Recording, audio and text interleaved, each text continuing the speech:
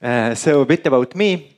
I did my master's degree in Tallinn Technical University, and then from 2011 I went to study in Switzerland in École Polytechnique Fédérale de Lausanne, which is one of two Swiss large technical universities. The other one is the ETH in Zurich, where Einstein studied. The EPFL is located in Lausanne. It's the French-speaking part of Switzerland. And it has a very beautiful campus on the shore of Lake Geneva.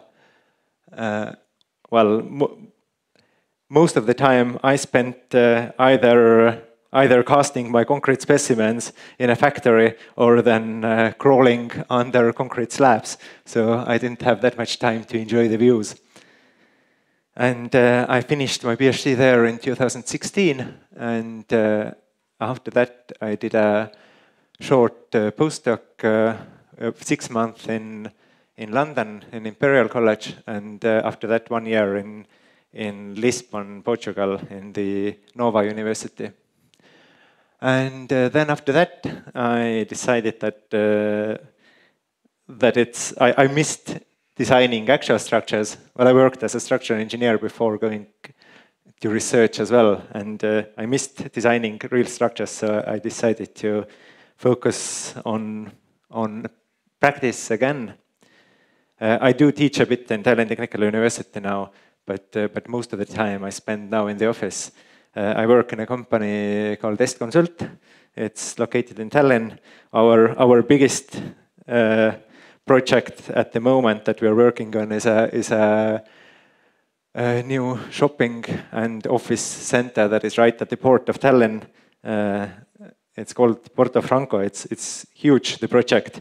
On the picture it doesn't look that big, but the span between these columns is actually 16.8 meters. And it's going to have 3 more stories on top of it. On top floors, the span is 2 times shorter. So the 3 floors, columns carrying 3 floors, are going to be supported right in the middle of these big beams. So it's a very big structure. It's a pre-stressed slab, and it has to withstand very large bending moments. And another interesting project that I'm working on now it should become the reference object for Estonian timber construction. It's going to be built on the seaside, and it's going to house our Ministry of Environment and the Museum of Natural History. And it's going to be built mostly of timber. So now we're still working with the architects on the preliminary design, and I cannot promise yet when it will be built, but when it's built, I suggest you all come to Tallinn and see it, because I think it's going to be there is a high chance it's going to be a very nice building. It's not thanks to me, it's thanks to the architects, of course. But let's then go ahead with today's topics. So the first part, I will tell you first about some reminders about the behavior of concrete as a material and as reinforced concrete, so combined with steel rebars under axial forces and under bending moments. Then I will introduce the theory of plasticity, because the 2 design methods that I'm going to talk about, they're both based on the theory of plasticity. And first I'm going to show you some examples of structures and the applications of these methods. So first, concrete is normally described with a parameter FC, or concrete uniaxial strength, which is actually just a test result. It's just the result what we get when we test a standard cylinder that is 15 or in Switzerland for some reason 16 centimeters wide and twice as high as wide. And what we get when we load it in some testing device, we can measure its deformation. We get a curve something like this. with the strength that is then the uniaxial strength. But now if we actually subjected the same concrete cylinder to compression in several directions, like if we put it in a test device where it's in an outer tube that is filled with oil that is under very high pressure, so you have pressure not only in one direction but also laterally,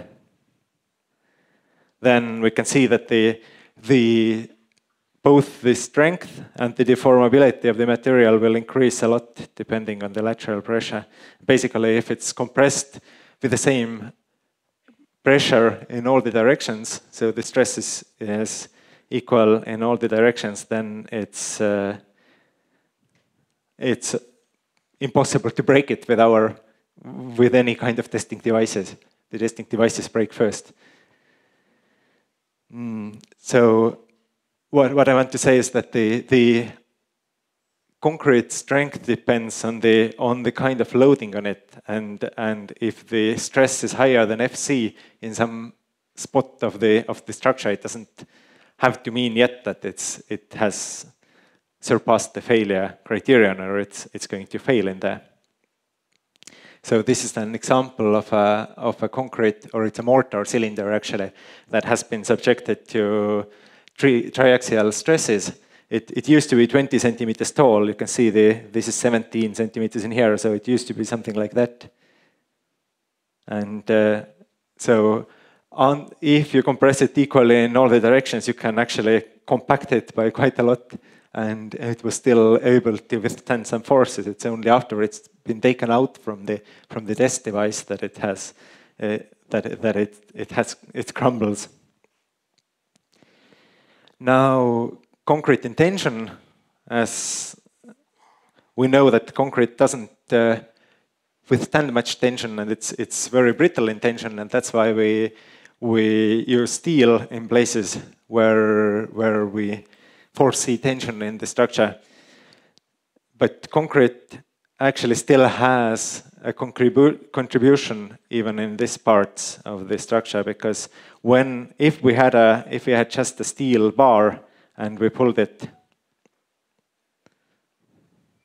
then it would deform. If I try to draw a graph of sigma s and epsilon s, then the stiffness of this would be the stiffness of steel times the area of the bar. Now, if this element, if this rebar is enclosed in concrete, then before the concrete cracks, before we reach the concrete strength, the stiffness of this element will be much higher. It will be basically determined by the stiffness of concrete. So it will be about EC times AC if we neglect the steel part. Now, if we reach the concrete strength in tension and the element cracks, then the stresses in concrete, they drop to zero at the place of the crack because it's already cracked. But because of the bond between concrete and steel, in the rest of the element, the concrete will still contribute. The concrete will still withstand some forces and make the tie stiffer. So even if then in some other place a new crack will appear, like for example in here, and the stress in concrete will vary something like this. This depends on the bond between the concrete and reinforcement. And we can see that in this part, the stress in concrete will always be lower than Fc, because the bond is not that good to actually transfer all the stress from steel to concrete. So even if the tie is fully cracked, there are parts of concrete that still carry some stress that are between the cracks. So even in a fully cracked reinforced concrete tie, concrete will carry some of the tensile force and will make the tie actually stiffer.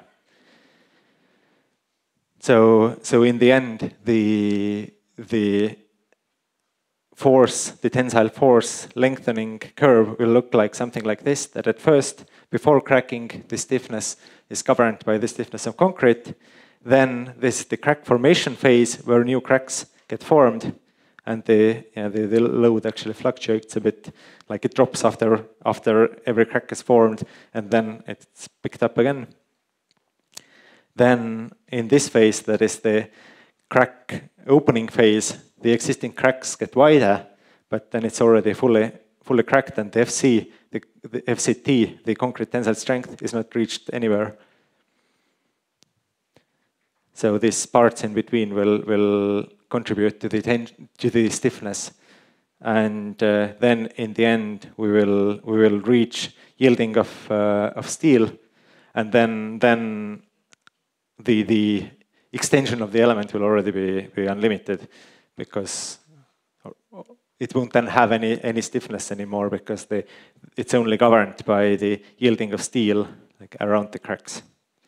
And in the end of this plateau, if we know that reinforcement can extend like around 5% the normal B-class reinforcement at failure, then what does it mean about the maximum extension of this tie? Does it also extend by 5%?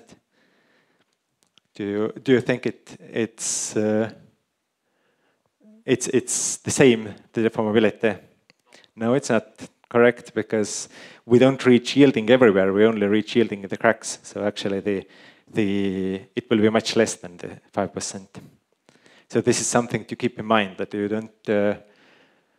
don't look at the deformability of steel and think that it's so great that in concrete it will have the same kind of deformability. Now, another case of concrete failure is when the concrete is subjected to compression in one direction and tensile strains or stresses in the other direction. And this topic was studied extensively by Vecchio and Collins in the 80s in Canada, in University of Toronto, where they built a testing device. You can see how big the testing device is by the height of a man next to it. And this is the specimen in here. And it has some reinforcement in it. And each rebar is connected to a hydraulic jack, or actually two hydraulic jacks. And they can move these jacks independently. So basically, they can subject this concrete panel to all kinds of different loading situations or strain situations. So you can apply compression on both sides, or compression on one side, tension on the other side, or tension on both sides, and then study the response or measure the deformation. And they, based on these tests, they developed their model that is called originally it was the compression field theory, and then they modified it later and called it modified compression field theory, where they gave a formula of how the concrete compressive strength is decreased by the presence of transverse strains. So it doesn't depend on transverse stresses, because we know that the stresses can be very low, only very low anyway, because concrete would just fail, but it depends on the strains. So basically they're saying that the wider the cracks are that are parallel to the application of the compression force, the smaller the capacity, or the lower the capacity in compression will be. So that's their curve that they gave. Apparently, I forgot to add the formula in here. And you can look it up, but it was something like 1 times 1 plus 170 epsilon 1, something like this. But you can look it up. Don't refer to me in this. And it actually makes sense, because the concrete cylinder, when it fails, then it also doesn't fail by crushing of concrete or anything. It fails by, at first, some cracks appear, and then these cracks get wider and wider. Like at first there is a linear phase when you don't see any cracks, then starting from somewhere in here, the cracks will start appearing, and then they get wider and wider, and the element fails. So if we already pre-make these cracks by applying transverse strains, then the strength will be lower, and also the stiffness will be lower, because we'll be basically like on this phase already since the beginning. So why is it important to study panels like this? It's because this is what actually exists in beams all the time. That in beams subjected to shear. So in this test, it's a test of a concrete beam. I think it was 800 millimeters tall. There is upwards force applied in here, then downwards force in here, then upwards force in here, and then another downwards force somewhere in here in the end of the cantilever. So it's basically to model a region of a middle support of a continuous beam, where you have both tensile stresses in here and in the reinforcement because of bending, and at the same time you have shear. You have bending in here as well. This is all in tension. And then you have high shear forces between these two supports. And you can see that in the wall of this beam, you have compression in one direction and tension in the other direction. So this formula of how the strength of this compression strut decreases is very relevant, and basically their method is why there is the factor nu in Eurocode that is something like 0.6 times 1 minus. It depends on the concrete strength. Basically, it's less than, let's say. I'll just write that it's less than 0.6. So it's to account for the reduced strength of concrete due to transverse strains. And it depends also on concrete strength, because the higher the strength of concrete, the more brittle the behavior will be, and the more it will be influenced by the transverse strains.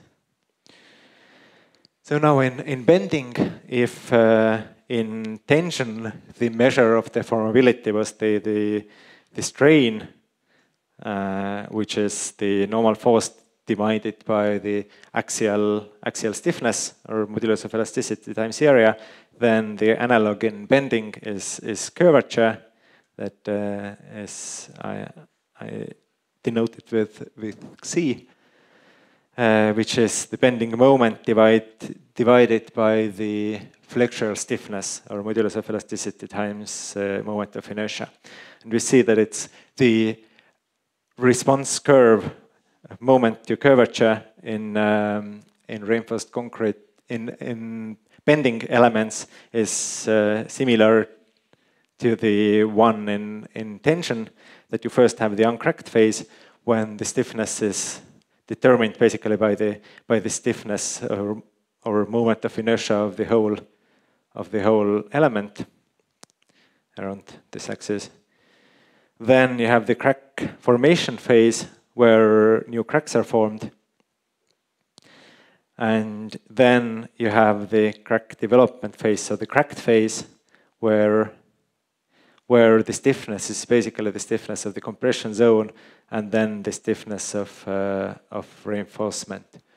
And this in here there is also the same effect of that is called tension stiffening. That is the contribution of concrete, the parts of concrete that are around the reinforcement between the cracks. So that's why if you're calculating in Eurocode the deformations, you're taking something in between the uncracked stiffness and fully cracked stiffness. Like in the Eurocode formula, you get some relationship that gives you something like that. This is also just another way to account for the tension stiffening effect. That you don't lose all the stiffness of concrete in tension as soon as the element cracks. And especially in big slab, like in flat slabs, it could be quite important because in flat slabs we only have very small parts of the slab that are subjected to very high moments. In most of the slab, it's either uncracked or it's like barely cracked. And in this phase, if we are somewhere in here, we can see that it's actually quite a bit stiffer than an element than the case like the fully cracked stiffness. It could be somewhere in here, the second stiffness, and not in here. So it's worth it to consider it in case of slabs. So now this was just a little reminder of the material properties. So now I'll explain a bit about the theory of plasticity. Like in the main assumption that we do in theory of plasticity is that the behavior of materials is plastic. And in this case, it's even rigid plastic. That there is no deformation at all until we reach the strength of the material, and after that, the deformation will increase infinitely, and we are not concerned, or we assume that the deformability is not limited, that it will go on forever. And this line is actually called the yield strength of material. Like even in concrete, where we know that actually it doesn't yield, in theory of plasticity we still call it the yield strength or the yield criterion. Now, because actually concrete does not yield and has quite limited deformability, we have to use efficiency factor. We have to use basically reduced or so-called effective stress of concrete or strength of concrete, which is the normal uniaxial strength multiplied by a factor that is, well, obviously then between 0 and 1, depending on the application, that in most cases it's like between 0.4 and, well, up to 1 in some cases. It depends on the strength of concrete, basically. That the higher the concrete strength, the more brittle the behavior will be. So if lower strength concretes are quite ductile, then actually if you test the cylinder, you don't even see that anything happens. You can just measure that the load doesn't increase anymore, but looking at the cylinder, it just looks exactly the same. Whereas if you have a high strength concrete, then it will basically explode. Like I tested some cylinders that were of concrete C75-90, and it was my first test that I did, so I didn't know how they're going to behave. So it was quite a surprise to me when there was suddenly a huge bang, and it just shattered, and the pieces were all around the room. So suddenly I understood why there were protective screens around the test rig. So obviously, if we have such high concrete strength, then we should limit the strength that we use in calculations more, because one thing is the safety factor, that we want to be further from this explosion, and like this we give it also, we compensate more for the lack of the ductility by reducing the effective strength. Now in bending, when the behavior is governed by yielding of reinforcement, which actually does yield, then it's not that different in a global sense from the behavior that we talked about before. That it's we can use the actual flexural capacity as the plastic flexural capacity, or as the plastic yield level. well, presuming that we have a structure that is, or a cross-section that is not under-reinforced or over-reinforced. So under-reinforcement would be if there is such a low amount of flexural reinforcement that as soon as the section cracks, the reinforcement will already yield, which basically means that the yield strength, or MR, is smaller than M cracking. If this is, here is M cracking, this is under-reinforced. And over-reinforced is when the compression zone gets too high, or the amount of reinforcement is so high, so large, that the compression zone gets so high that actually we start, it's already controlled by the actually somewhat brittle behavior of concrete that is crushed in the compression zone, and the reinforcement doesn't even reach yielding. But these are, especially in case of slabs, they are quite extreme cases. In beams, it's easier to get to the over-reinforced level, but in slabs, it would mean already very high amounts of reinforcement. And the under-reinforcement limit, it basically means that if we use theory of plasticity, we have to make sure that we have a minimum reinforcement everywhere in the slab. So in all the directions, we should at least have reinforcement that is enough to prevent it from failing as soon as the element cracks. So at first we are looking at the lower bound theorem of the theory of plasticity, which says that a load system based on a statically admissible stress field which nowhere violates the yield condition is a lower bound to the collapse load. Basically, the theorem first talks about a statically admissible stress field. It means that the stresses, internal stresses, have to be in static equilibrium with outside loads. So we have to respect the equilibrium equations from theory of elasticity that you've probably all learned at the university.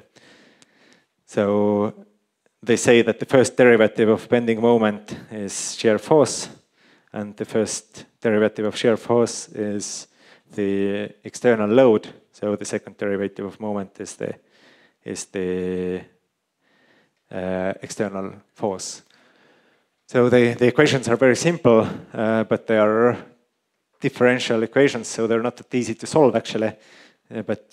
So we spent probably a few good semesters in the university solving them for different load cases.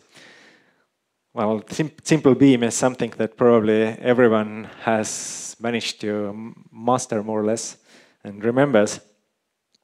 So in a case of simple beam, there isn't anything really to choose. There is one solution to these equations. So in this case, it's easy to define to find the statically admissible stress field. Now, second part, that it should nowhere violate the yield condition, means just that in engineer's language that we should put enough reinforcement in mid-span, and if we put so much reinforcement in here that we have that the MR is larger than the acting moment, then this is the lower bound to the collapse load. It means that this load cannot break the element, or it cannot cause the failure. Now, if we have a continuous beam, then it's not statically determined structure anymore. And in this case, there are more than one, or to be precise, there are infinite number of solutions to this differential equilibrium equations. So in this case, the theorem gives us much more freedom, because we just have to choose a statically admissible stress field. It doesn't matter which one it is. So we can choose the moment in mid-span, for example, or not the mid-span, in the intermediate support to be a certain value. And then we, based on this, if this is already known, then we have only one solution to the equations. We can calculate what's the moment in the span. And if we have enough reinforcement in here, and we have enough reinforcement in here, then this load cannot cause a failure. But the good thing here is that we can choose these moments. So if we know that we put less reinforcement in here for some reason, and then choose the stress field so that the moment is lower in here and is a bit higher in mid-span. And we do have enough reinforcement in mid-span, then this solution will also be okay, because it will also satisfy the lower bound theorem of the theory of plasticity. It's a statically admissible stress field. It nowhere violates the yield condition. It's at the yield condition in the middle support, but it doesn't violate it. So this is the lower bound to the collapse load. We can even go as far as putting no moment in mid-span and then calculating it as two simple beams.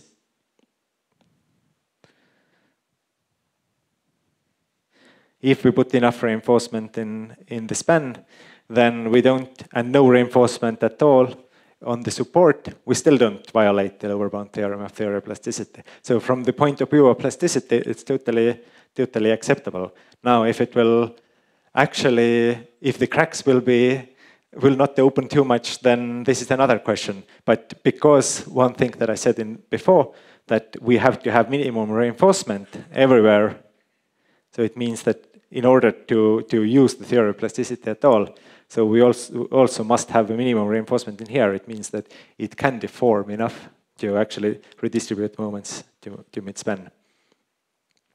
Now in slabs, it's a bit more complicated than in beams, because if you look at the equilibrium of an infinitely small slab piece, we can see that there are three components to the moment. So we have the moment around one axis, or mx, that is bending the element in one direction. Then we have the moment in the other direction, my, that is like bending the slab in the other direction. And then we have the torsional moments, mxy, that are twisting the slab like this. And the equilibrium equations are given in here. So the first one, that when in beams, it was just that the second derivative of moment by the coordinate is the external force. We can see that there is just one component to it. Then in here we have three parts. And the other equations here, they say that they show the relationship between a moment field and a shear field. That if we choose some distribution of moments, then the distribution of shear is automatically chosen as well, because these equations need to be in equilibrium too.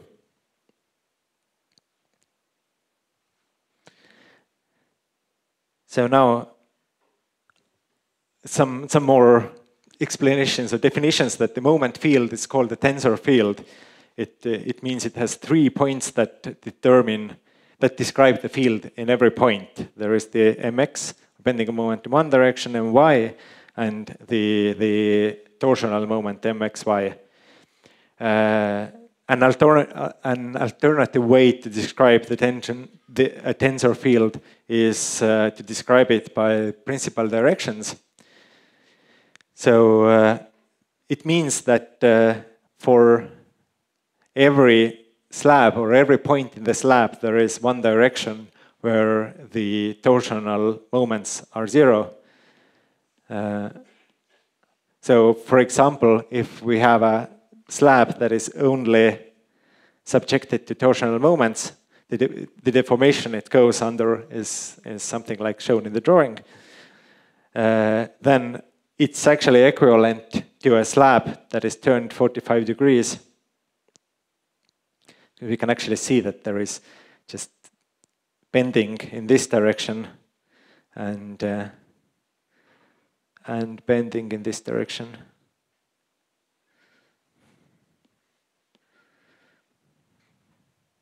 So the three parameters that describe a field in every point can be either torsional moment, it can be either two bending moments and the torsional moment, or to be precise, two bending moments in orthogonal directions and the torsional moment, or it could be the principal moments and the direction to our coordinate system, or actually, in engineers' terms, the direction of reinforcement.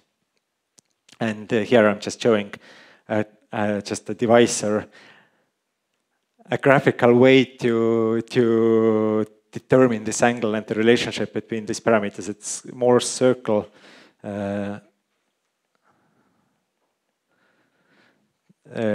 So it's just a device how to determine this angle. So you put mx in here, mxy in here, my, mxy, and then the circle here gives you the principal moments and the angle. Now, if moment field is a tensor field, then shear field is a bit easier. It has two parameters in each point. So a point that has two parameters, it's called a vector. So basically, the alternative way to describe it would be the value and a direction. So it's just a vector, and if this is vy, vx, and this is just the v, and so it means it can be plotted as just lines and directions.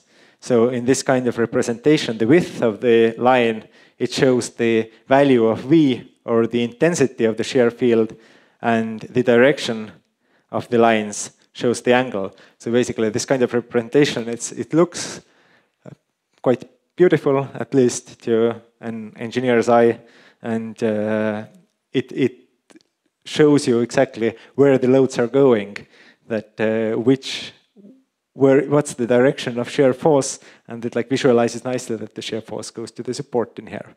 So yes, this is for a slab that is supported and that is uniformly loaded and supported on all sides. So we already looked at this in the case of beams, but using lower bound theorem of theory of plasticity for design just means that we can choose a statically admissible stress field that is in equilibrium with the load system and nowhere violates the yield condition. And then we know that this has to be the lower bound of the capacity, or this cannot cause a failure. So in case of slabs, we can choose ourselves how we distribute the external load between these three components. So we can let's look at the slab that is supported on all four sides. We can choose that we neglect these parts completely, and that we only distribute the load in the x direction. So in this case, the maximum moment in the middle of the slab, it will be like in a simple beam, that if the load is Q, then Q, and the span is L. Well, it's L in both directions for simplicity. Then the maximum moment per unit width is QL squared divided by 8.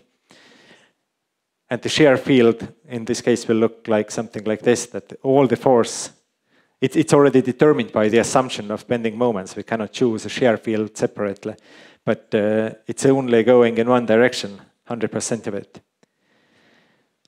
Now, if we don't want to do it like this, if we don't want to distribute all the load in one direction, because we, as well as engineers, we already probably can guess that it's not totally realistic, that some load will be carried by the sides, by the other sides as well, if they are there.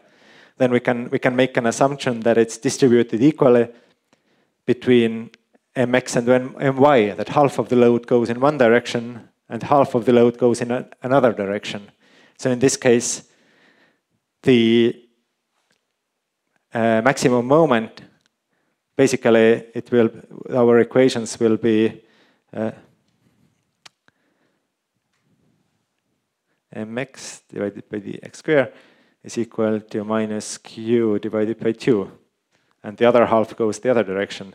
So the maximum moment will be 2 times lower in this case, because half of the load will go one way and half of the load will go another way. Now, in this example, we totally forgot about the third component, the torsional moment. So we can make another assumption that the load is equally distributed between these 3 components. So each of them carries 1/3 of the minus q divided by 3. So each component carries 1/3 of the load. So in this case, all the maximum moments are equal again. And it's ql squared divided by 24. Now, a little word about the torsional moments. We saw that torsion is equivalent to bending at 45-degree angles. So a slab subjected to torsion, it's equal to a slab that has bending in one direction and then in another direction. Now, in this case, we can see that the top reinforcement is in tension in this way, and the bottom reinforcement is in tension that way. And the reinforcement that is in tension, it's not aligned with the direction of the force. So if in bending along the main axis or in the direction of reinforcement, we have tension in the same direction where the reinforcement is placed, then in case of torsion or, well, bending moments not perpendicular or not aligned with the reinforcement, it's at an angle with the reinforcement. So if it's a 45-degree angle, you can see that this kind of reinforcement mat has to take this kind of force. And one thing is that the stiffness will be lower already because the reinforcement, the length of the reinforcement parts that carry the load is larger. But another thing is that if we didn't have concrete in between them, then we could just deform this kind of mesh. We would just pull it into a rhombuses like that. So in order for it to work, we must have concrete compression ties, or not ties, compression struts between these corners. And in these places, the concrete will be on the compression in one direction and tension in the other direction, because this is in tension, so this will be already cracked. And as we saw before, what happens to the stiffness of concrete when it's subjected to lateral tension? It's decreased quite significantly. So in torsion, the stiffness of this kind of reinforcement mat, even with concrete in between, is significantly lower than the stiffness of reinforcement in the correct direction, or in the direction of the main tensile forces. So the actual stiffness of this mechanism is several times, like in calculations, normally we use a factor of 8, that it's 8 times, or 1/8 of the stiffness of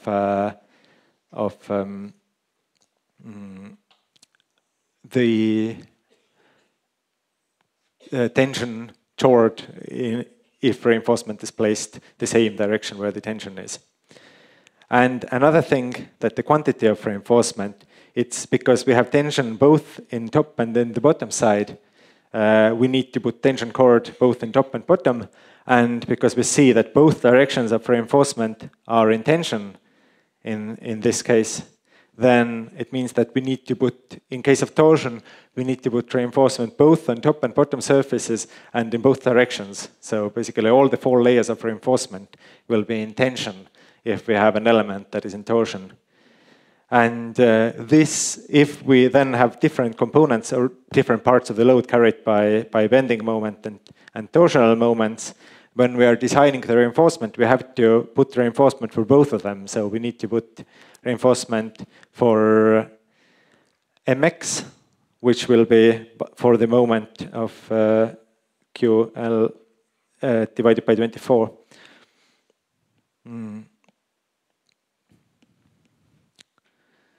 And we need to put reinforcement for that component. So we need to add this to the amount of reinforcement we need for bending. So when we are designing reinforcement, we need to add the reinforcement necessary for bending and necessary for torsion, and add it with an unfavorable sign. So if mx is negative, then this should be minus. If mx is positive, then this should be plus. So we see that actually, if we distribute the load not between 2 components like we did in here, we got design moment QL squared divided by 16. In this case, actually, the amount of reinforcement required will be higher if we also count on torsion. So we can see that it's the one thing that the torsional mechanism is actually less stiff than the flexural mechanism. And another thing that it can even require more reinforcement when we do account for it. So for the strip method, whenever we can, we tend to assume that the contribution of torsional moments is 0. Because one thing is that it's not really physical, or it's not really the actual behavior of slab is such that the torsional moments are actually much smaller. And the other thing that if we do account for it, we would need more reinforcement anyway.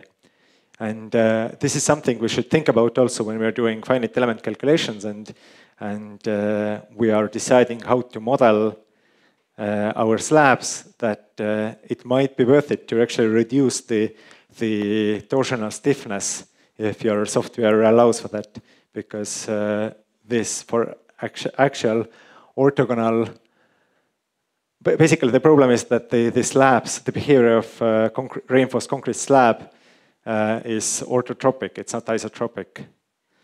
And to account for it more properly, we should think about reducing the torsional stiffness to promote more the flexural mechanisms. But so in strip method that I'm going to talk about now, there we are neglecting the torsional part completely.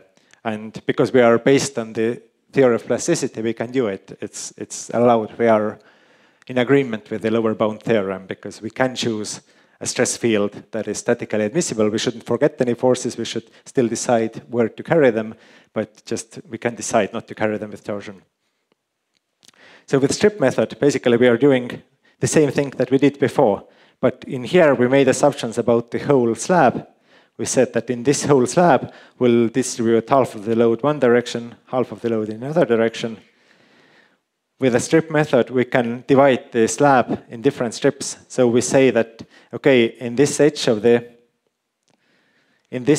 element, it's so close to the support that probably this mechanism to distribute the load in this direction doesn't contribute much. So we assume that in this square, or this rectangle, all the load goes in this direction. So if we call it X direction and this one we call Y direction, just so I can refer to it more easily. So now if we look at if we make a cut in here, and in here in the middle, we say that, okay, it's quite equal, at quite equal distances from both supports. So here we will distribute it again 50% one direction, 50% other direction. So if we make a cut in here, a strip of slab like this, in this part, where we assumed that all the load will be distributed in x direction, the load for this strip, which is in x direction, will be q. And in the middle part, in here where it went to 2 directions, it will be q over 2. And the shear force diagram will have to correspond to the loading, and the moment diagram will have to correspond to the loading. So we do get a bit smaller moment than QL squared divided by 8, but larger than QL squared divided by 16, because we have some more load in this direction.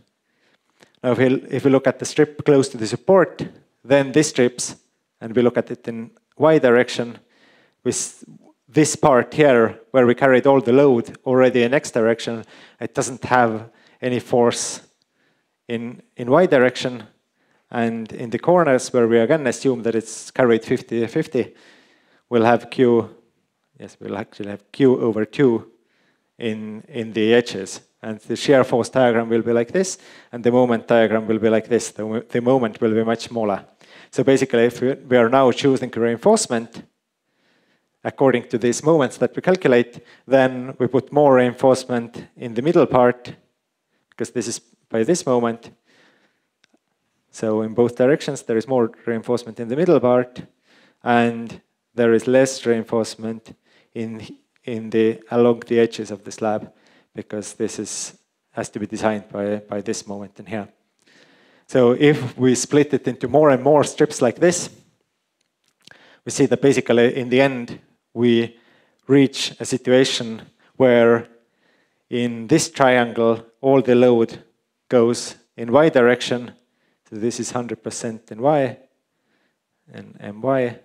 And in this part, it will go 100% in mx. So if we now make this cut in here, then the forces acting on this strip will be like this. So this will be 100% q, because in this part it's only transferred in x direction. The shear force diagram, the moment diagram. So in the very middle of the slab, it will be basically like just uniformly loaded with a load q, and the moment will be then QL squared divided by 8.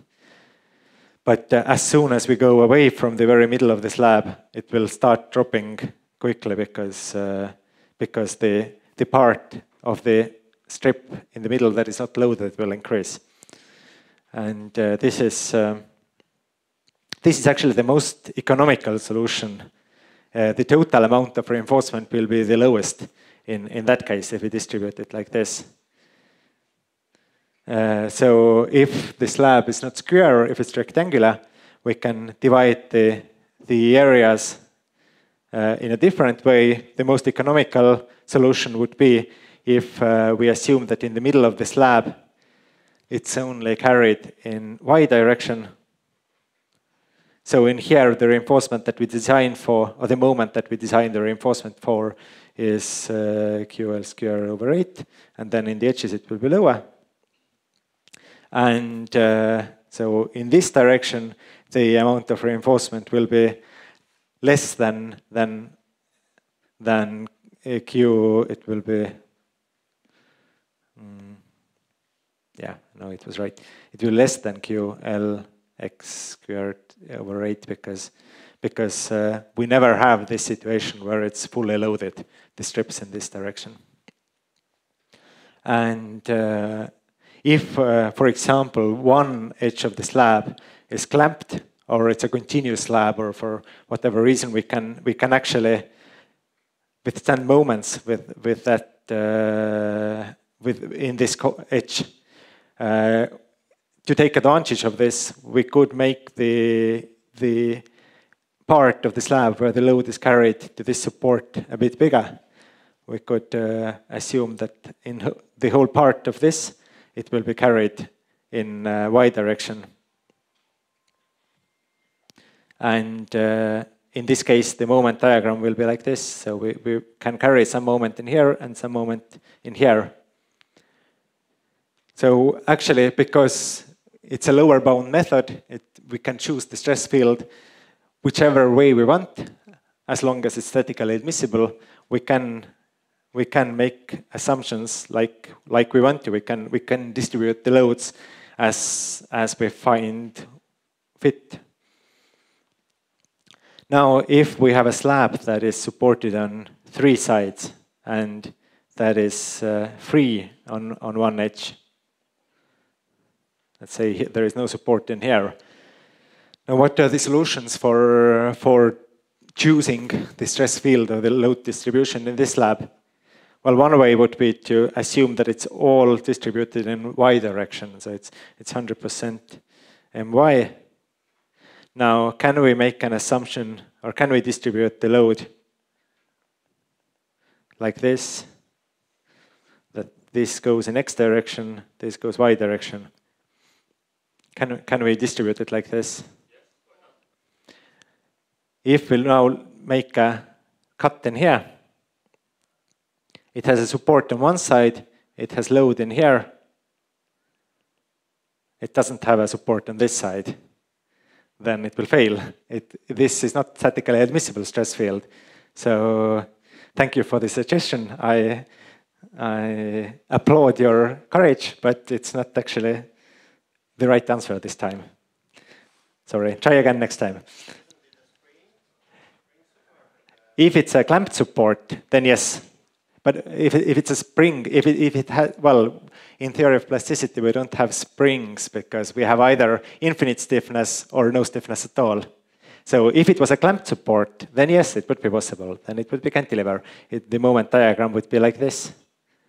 But if it's like a simply supported beam, then we cannot distribute the loads like this.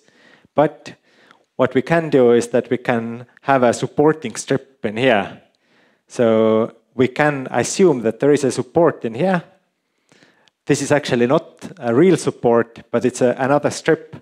So we look at the cut in this direction. We see that the load is like this. Here is our virtual support.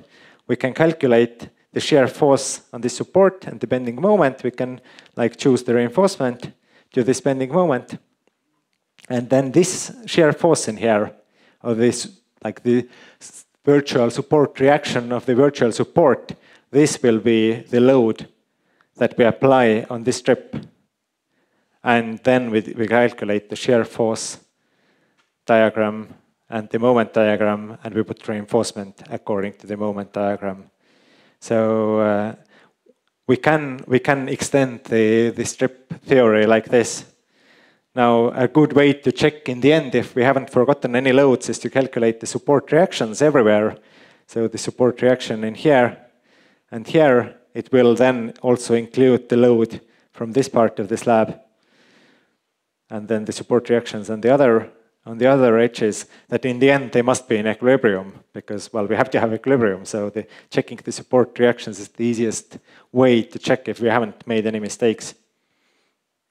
So in the end, in terms of reinforcement, we would then put quite a lot of reinforcement in here because this will be the most loaded. Then in here we will put a bit less reinforcement. Actually, if we distribute it like this, in the middle it will be some, and then it will be less and less. And then in here there will be reinforcement for that moment. So now if we have a slab that is supported on columns, then one way to distribute it or divide it into strips would be to make the strips as wide as the column. Because then it means that the strip can be directly supported on the column. But this would lead to very, very narrow strips. We probably couldn't fit all the reinforcement in there. And yeah, it would already be over-reinforced, which means that we cannot use the theory that we've been counting on anymore. So in this case, there is a solution that but we must now rely on the action that we decided a few slides ago that we will neglect, which is torsion. That in this case, the only way to get this kind of element that is supported only in the corner to get this kind of element in equilibrium is also to account for the torsional moments along these edges. So if we should then look at this element as having a shear force on two sides and reaction, or well, another shear force in the corner, and then to get it into equilibrium, we would have to have torsional moments on the corners as well.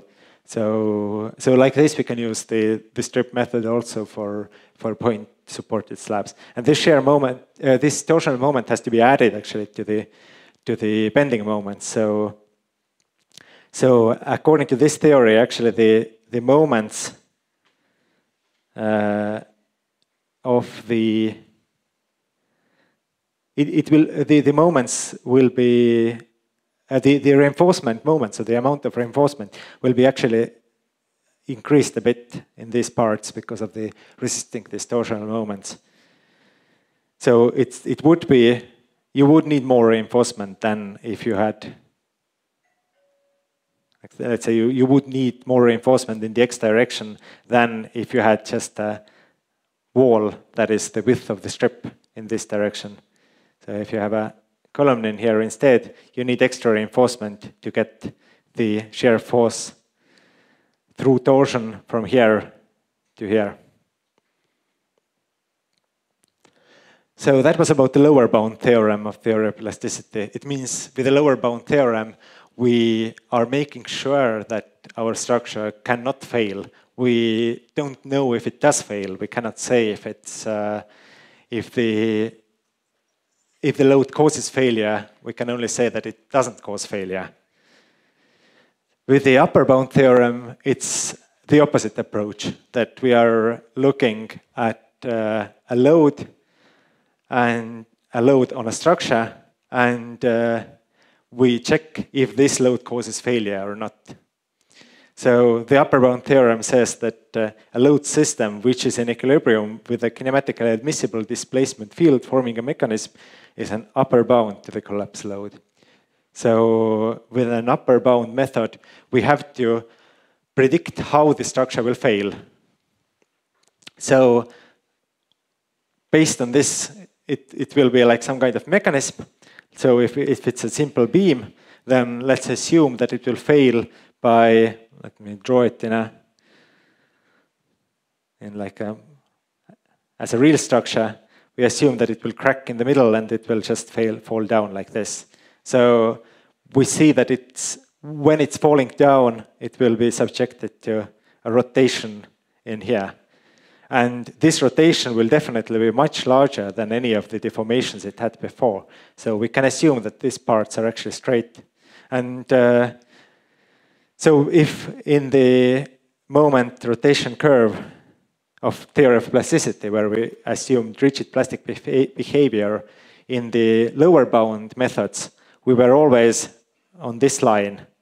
So our stress never reached, or well, sometimes exactly reached the yield criterion, but it never surpassed it. So we were always up on this line. So with the lower bound method, we cannot say anything about deformations, because according to the theory we are using, the deformations are zero. Then with an upper bound method, we are always on this line.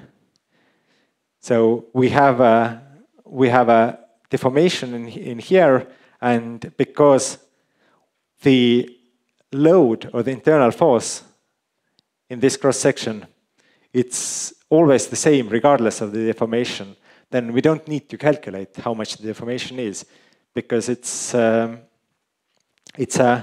we know how much it is. We know it's equal to MR.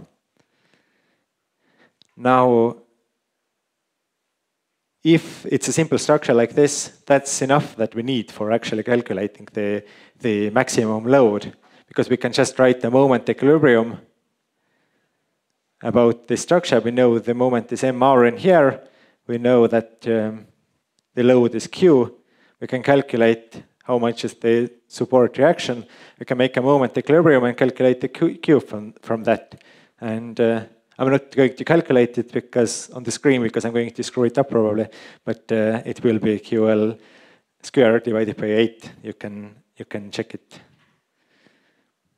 or yeah, I already did screw it up, so Q will be, so if M is, then Q will be 8 times M divided by L square. Now this is one way to solve it. To just write static equilibrium equations about the parts of the structure, because we know the moment at the hinge. The other method is the equilibrium of virtual work. In this case, we are interested what's the rotation, because we are looking at the work of internal forces and external forces, and we know that they have to be equal. A external has to be equal to A internal. Work of external forces is the force times the distance. So for each point, it's the load on this point times the displacement of this point.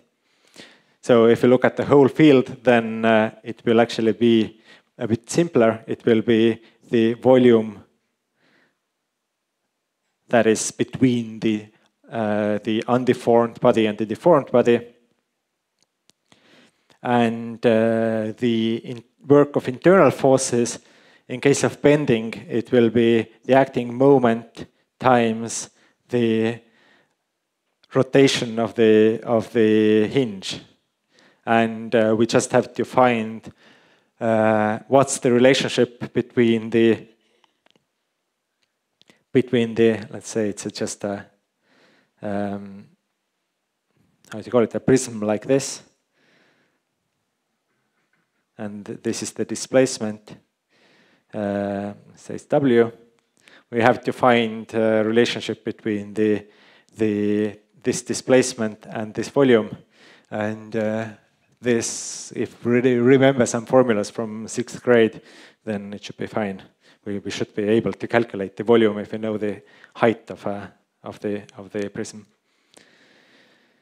And we also need to calculate then the rotation of the hinge. And like this, we can calculate. We can write the equilibrium equation that external work of external forces equals the work of internal forces, and we can calculate the load, the Q. This is the V is the volume. We can calculate the load from that. So now these two theorems, do they ever meet, or is the solution ever the same? That in one case, with lower bound theorem, we found a stress field that was in static equilibrium with external forces and nowhere violated the yield condition. And in upper bound theorem, we found a kinematically admissible mechanism that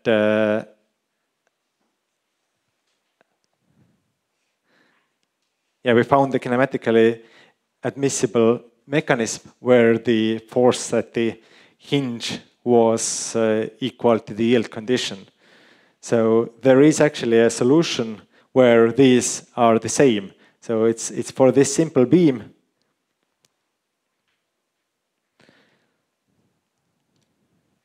This kind of moment distribution where it's QL squared divided by 8. In the middle, it's exactly equal now to the MR in here.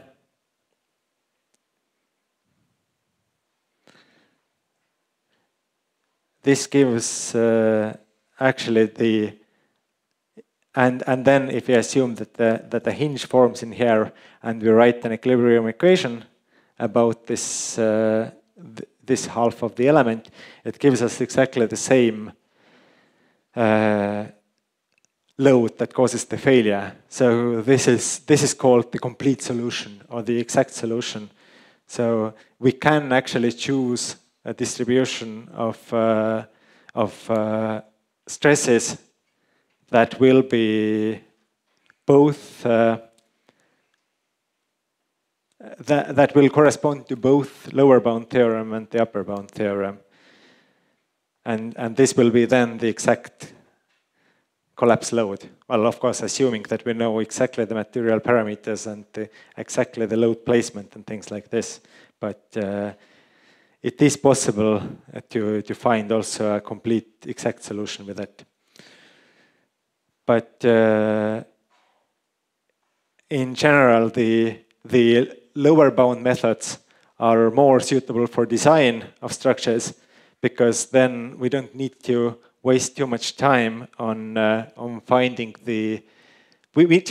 Our main task is to make sure that the structure is safe. Our second task is to make sure that it's economical, but the safety is more important. So we can be happy with being close enough to the optimal solution, but we don't have to be precisely at the optimal solution. But with an upper bound method, the upper bound method is more suitable for checking old structures or assessment, because then the cost of interventions can be so high that it's worth it to spend more time and try to get closer to the complete solution than in designing new structures. So for assessment, using the upper bound solutions could be more appropriate. Now, in the end, I will show you an example. It's a building in Tallinn that Est-Consult designed. It has a very irregular column layout. So it was, of course, we calculated it with finite elements. But there are things to learn from the strip method about this slab. Because basically, if we put the reinforcement like by default the software would do, like we put the reinforcement only in orthogonal directions, we see that if we use the strip method, then we would probably, well, we would have several solutions, but most likely we would have a strip in here along the edge between the columns. And we can see that in this case, the reinforcement would not be placed if we place the reinforcement always orthogonally, like only x and y directions. Then in this case, the strip would be placed at an angle from the main reinforcement direction. And as we saw before, the stiffness in this case I is much lower, because we would have to take tension with a reinforcement mesh like this, that we would start deforming then and crushing the concrete between the struts. So to see what that effect would be, I calculated the deflections of the slab first with like full shear stiffness, and then with shear stiffness reduced 8 times. And we see that in the parts of the structure where the moment field is actually quite well aligned, or the principal directions of the moment field are actually quite well aligned with x and y directions, the difference is not that great. The maximum deflection here is about the same as in here. But in the parts at the edges of the slab, like in here where we would have moment along the edge in here, and it's not parallel to reinforcement, then the deflection would be much higher. And also in the middle part of the slab, where we would have we would probably have some, where we cannot distribute the load from here to here and here to here, but we would have to go around or have some strips around the opening. Then here also the displacement, if we consider cracking, if we consider the reduction of stiffness of the torsional mechanism, then the deflections will be much higher. And especially in this corner, where actually it's carried by the torsion on this strip, because it's like a quite wide cantilever. It doesn't have that much balancing it on the other side. It's if we don't take into account this reduction of torsional stiffness, we tend to overestimate the stiffness of this kind of corners, and also these corners in here where this would be carried by I drew also a strip model of the slab where we would have a strip in here, and then a cantilever carried in here. Then that's why it might be worth it before making a finite element model to first make like a simple plan and see where the loads would be carried by your opinion, and then choose the reinforcement directions based on that, and then make a finite element model, and then verify this in calculations.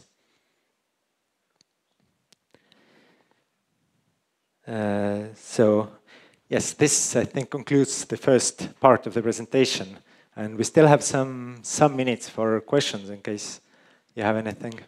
Yes, the microphone will come to you.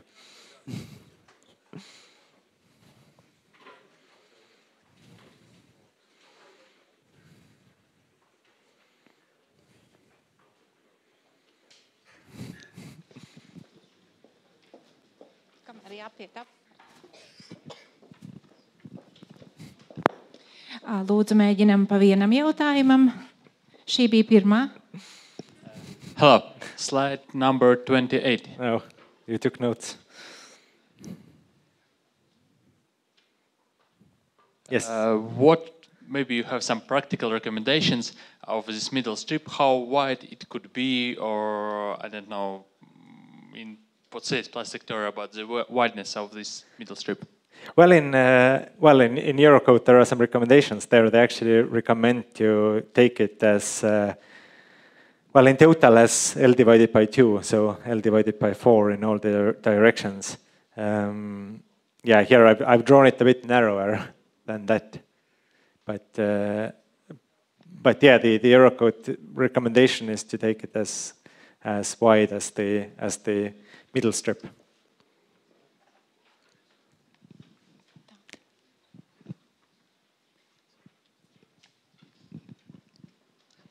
Hello.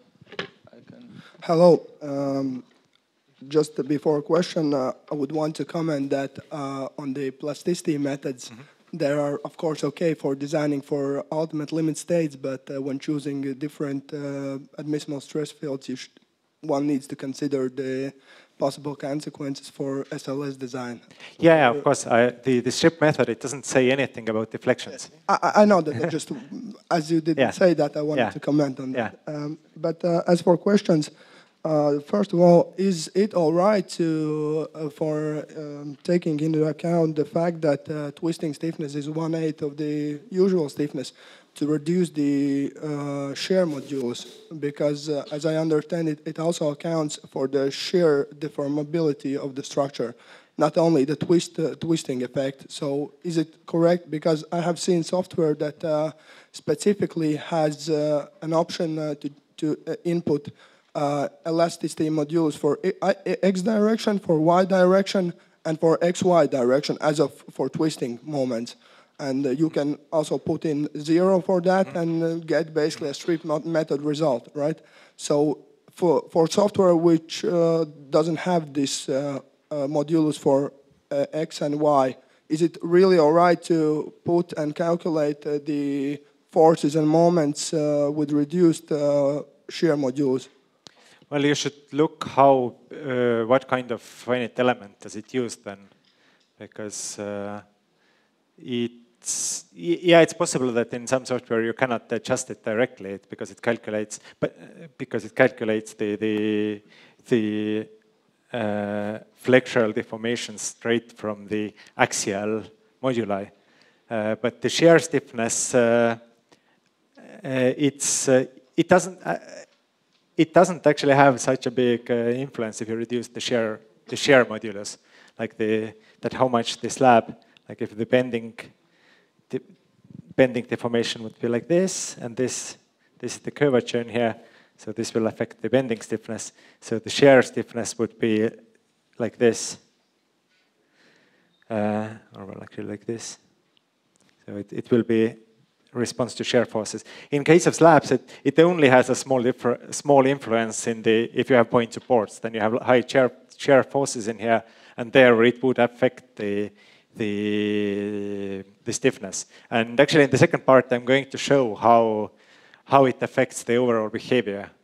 But for the overall flexural, how it will influence the behavior around the connections. But for the overall behavior, reducing the shear stiffness doesn't have much effect. And for the torsional stiffness, it's not totally correct to reduce it like this, because if a program only has one shear modulus, one modulus of elasticity, then it means that for the torsion that is actually shear in the plane of the structure, it will use the same reduction as for the shear outside of the structure, or in the direction out of the structure. With torsional moment, we only want to reduce the component that is in the plane of the structure.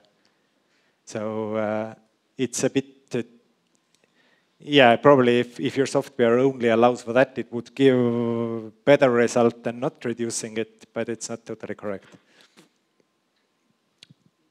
All right. Can I give another? No, sorry. You can ask it later. One question from my side.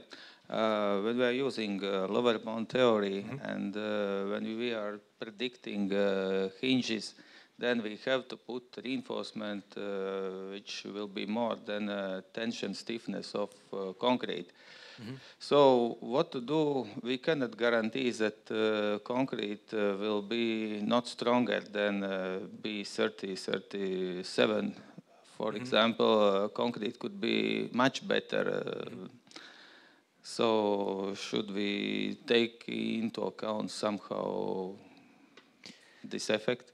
It's actually a good point. Well, we are if you look at I didn't say that actually there are different representative values of the tensile strength of concrete. So there is the average value, the lower bound value, the upper bound value. So obviously when we are designing when we are choosing the minimum reinforcement, we use the highest value of the tensile strength of concrete to have some safety against it.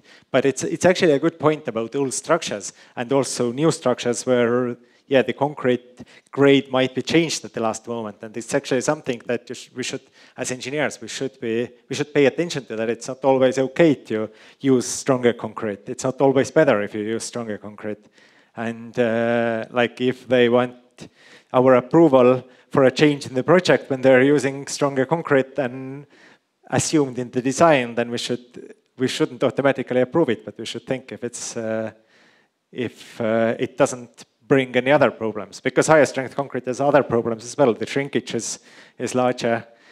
It's not always better. We should use the right kind of concrete and not the strongest one everywhere.